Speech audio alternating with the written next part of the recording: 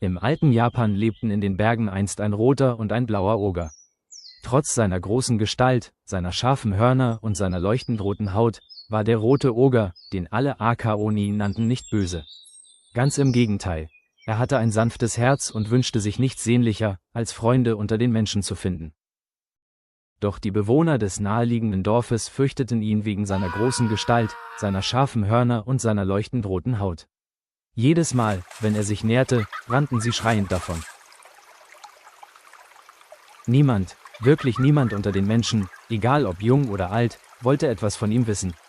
Und das machte Aka-Oni sehr traurig. Und er wusste nicht, was er tun sollte, um es zu ändern. Doch sein Freund, der blaue Oger, genannt Ao-Oni, gab ihm einen Rat: Er solle den Menschen freundlich begegnen und ihnen etwas Tee oder Süßes anbieten.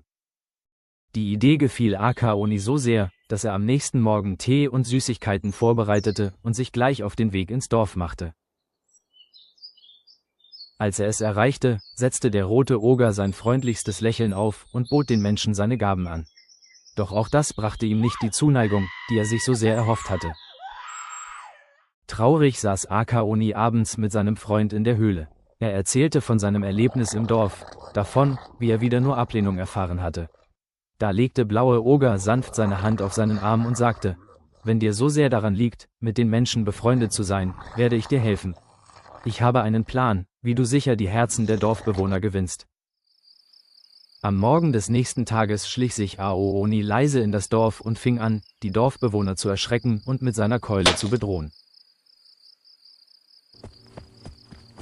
Doch er hörte abrupt auf, als von hinten ein lauter Ruf ertönte. Aka-Oni war ebenfalls ins Dorf gekommen und rief dem blauen Unruhestifter zu, er solle die armen Dorfbewohner in Ruhe lassen. Der rote Oger stürzte sofort mit seiner Keule auf den blauen Oger, und ein wilder Kampf entbrannte. Die beiden schenkten sich dabei scheinbar nichts. Doch dann behielt Aka-Oni die Oberhand.